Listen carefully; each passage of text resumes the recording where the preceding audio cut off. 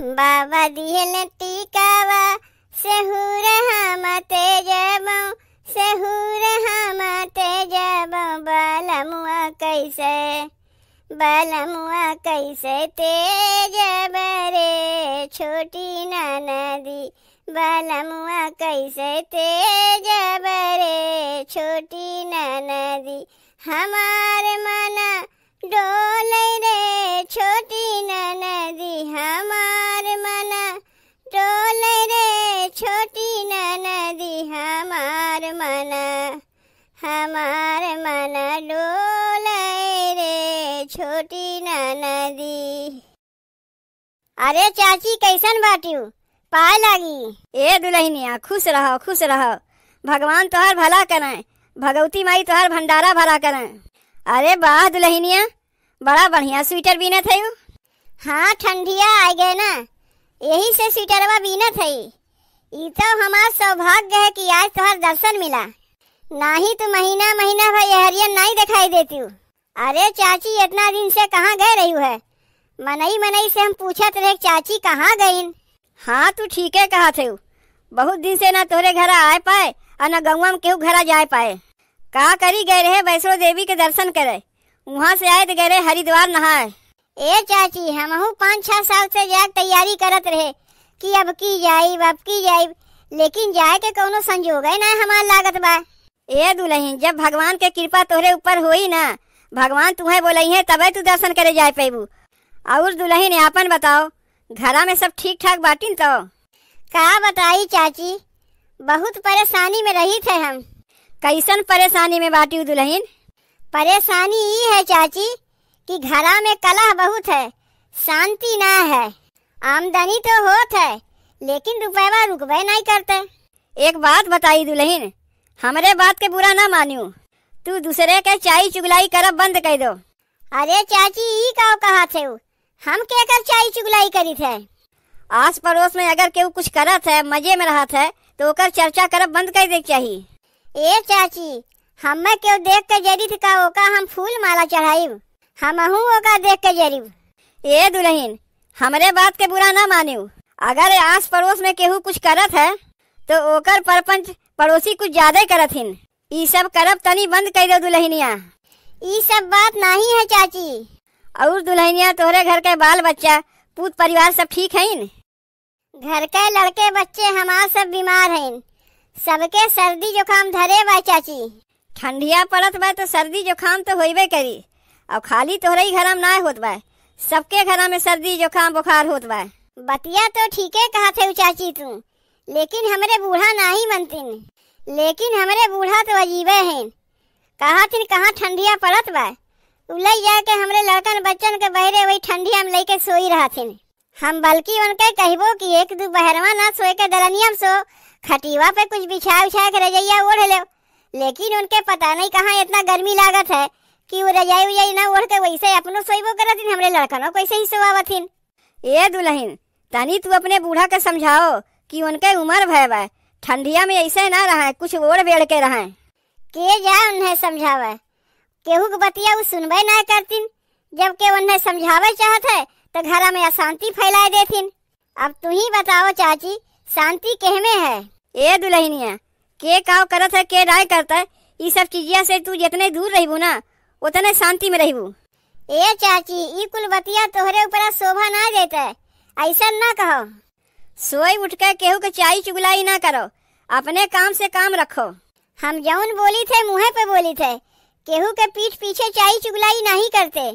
आई बात पूरा गौवा जानत है, जौन कही थे सही बात कही थे, कौनो गलत बात नहीं कही थी। और कहो दुल्हन कौनो दिक्कत उक्कत होए तो बताओ, हमसे जौन हो सकी तोहार मदद करीब। ए चाची तू खाली हमें यह इतना बता दो कि घर में सुख शांति कैसे बनी रही, और सबसे बड़ी बात यह है कि पैसा अगर आई तो कैसे टिकी हूँ।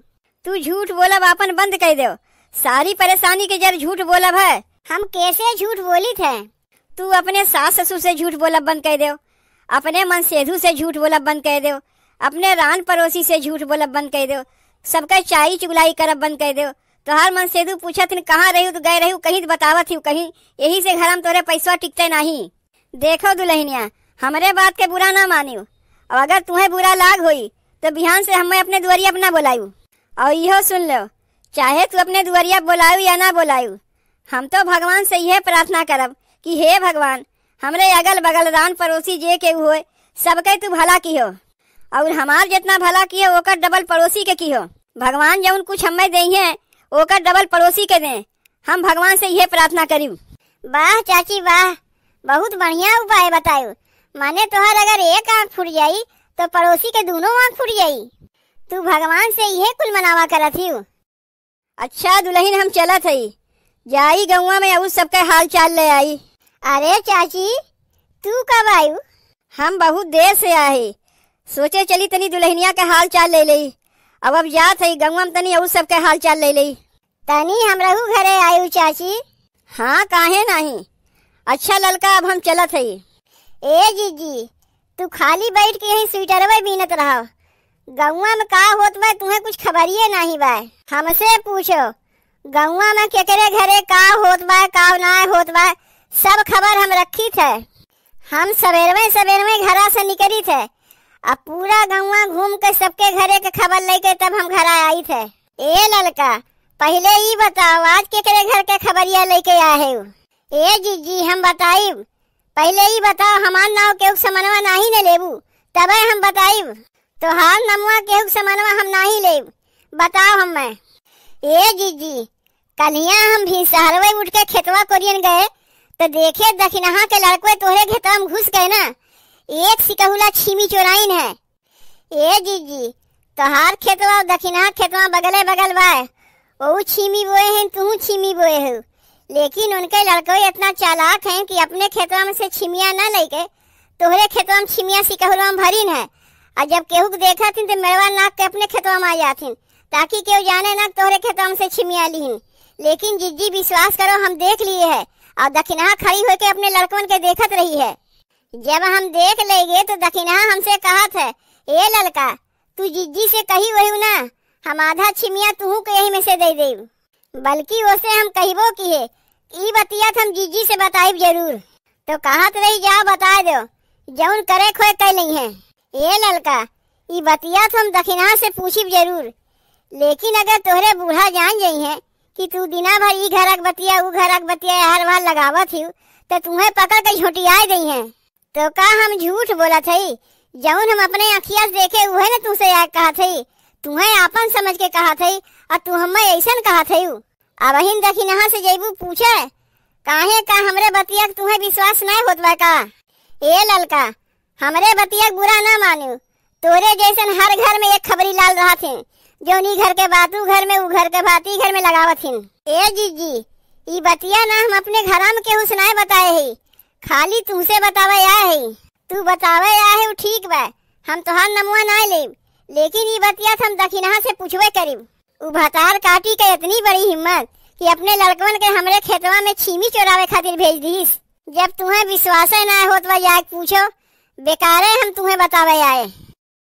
ये तो नहीं सही बतिया कहा थे, तो काहे दखिनहा से पूछे के मना करत है? कहीं हमरे और दखिनहा में झगड़ा ना न लगावत है? ना विश्वास हो तो बहनों जाके दखिनहा घरे देख लो, तोरे छिमिया के निमोना बनावत बा। ए ललका, आपन ही चाई चुगलाई वाला कमुआ बंद कर दो, जो इनके घर के बात उनके घर के बात इनके लगावत हो, नहीं तो एक दिन बहुत तू मुश्किल में पड़ जेबू। ले तुम्हें आपन समझ के हम बताऊ तो है, तू उल्टा हम ही के कहा थे कि आपन ही कमुआ बंद कर दो। जाओ अपने घरा में तोहार ननदिया खनवा बनाए हुई, जाए के बैठ के खाओ और दूसरे घर के चाई चुगलाई ना करे चाहिए। ए जीजी, दखिनहा अपने लड़कवन के तोहरे खेतवा में छिमिया चोरावे कहत बा। बिहान के जब अपन भैंसिया हाक दई तोहरे खेतवा में ना, कुल छिमिया खाए नहीं, तब तोरे समझ में आई कि लड़का अच्छी रही कि लड़का खराब रही, तभी ना कहबू चाई चुगलाई करब बंद कर दो। हम जौन देखे वह आज तुम्हें कहा थी, तोहरे जैसन बहुत मेहरारू देखे ही कि लाई लूसी लगाए रहा थे, दखिनहा ऐसा कहियो कही नहीं सकते। तू तो अपने घर में कुछ कमुआ करती नहीं, अपने ननद से कुल कमुआ करावत हूँ, यही ले तू हर बार घूमत रहा तू के घरे में का होत बा, चाई चुगलाई किया करत हूँ, ई सब तू बंद कर दो। ठीक बा जीजी, अब हम अपने घर जात है, बाद में दखिनहिया शिकायत हमसे ना कहू। अगर तू केहू बतिया हमसे कहू तब वही लागे हम तुम्हें बताइब। ए भैया बहनी, कुछ मेहरारू के आदत होत है, घर में काम धंधा करती नहीं, ननद से करावथिन, अपना यार वार घुमा करिया के घर में का होत बा, के आवत बा, के जात बा। ई बहुत खराब आदत है, ऐसा ना करे चाहिए।